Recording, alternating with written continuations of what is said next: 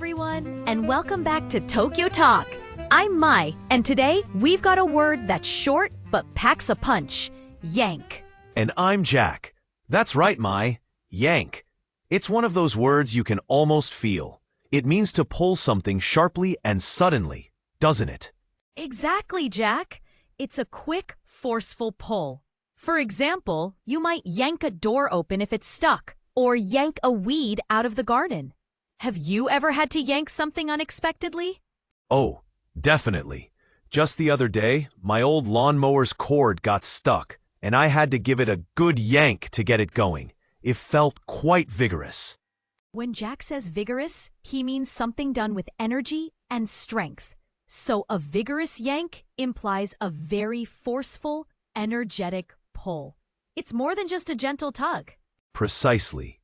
Now, yank has some interesting synonyms that learners might mix up, like pull, jerk, or tug. Mai, how would you differentiate yank from pull? Pull is a more general term. You can pull a door open slowly or gently. But yank always implies a sudden, sharp, and often strong action. You wouldn't yank a delicate flower, you'd pull it gently. Good point. So I'd pull a chair closer to the table, but if a child quickly snatches a toy, you might say they yanked it away. What about jerk versus yank? Jerk is very similar to yank, often interchangeable. Both suggest a short, abrupt movement. However, jerk can sometimes imply a slightly more uncontrolled or spasmodic movement, while yank often implies a more deliberate, forceful pull with a clear direction. I see. Like if you're fishing and the line suddenly goes tight, you might say the fish jerked the line. But if you're impatiently trying to free a snagged fishing line, you might yank it. How does tug compare? Tug often implies a repeated or less intense pulling motion than yank. A child might tug on their parent's sleeve to get attention, a series of small pulls. Yank is usually a single, more powerful action. That makes sense. So a dog might tug at a toy playfully, but if you quickly take the toy away, you yank it. It seems yank often has a sense of immediacy or even roughness. Any other synonyms we should touch on, like snatch? Yes, snatch is another good one. Snatch implies taking something quickly and often without permission, similar to yank in swiftness. However, snatch focuses more on the act of taking or seizing, while yank emphasizes the pulling motion itself. So if a thief grabs a bag from someone, they snatch it. But if the strap gets caught and they have to pull hard, they might also yank it free. It feels like yank often involves overcoming some resistance. What about antonyms, Mai? Good question. The most direct antonyms for yank, which is a type of pull, would be actions like push or shove. These involve applying force away from you rather than towards you. Right. You yank something towards you, but you push it away.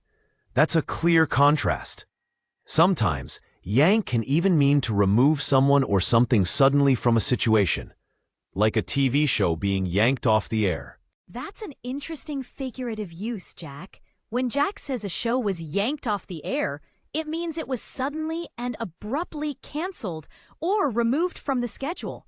It carries that same sense of sudden, forceful removal. It does.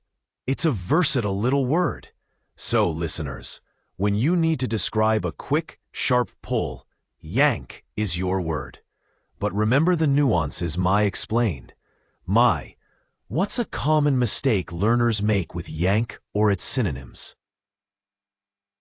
One common area is using yank for a gentle action. For instance, saying, "I yanked the flower carefully" sounds contradictory because yank implies force, not care. In that case, pulled or plucked would be better. That's a great tip. It's all about that sudden, forceful quality. I think we've really yanked apart the meaning of yank today, eh? Could you give us a quick recap of some key phrases, Mai?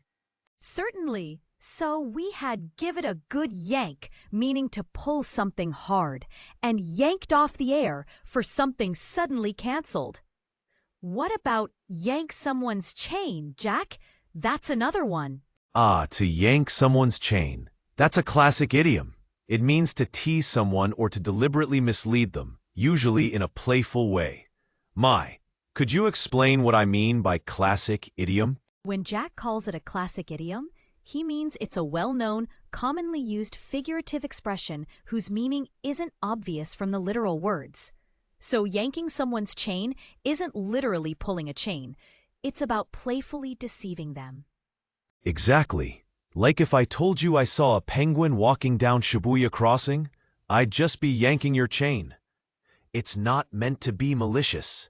A very Tokyo-esque example, Jack.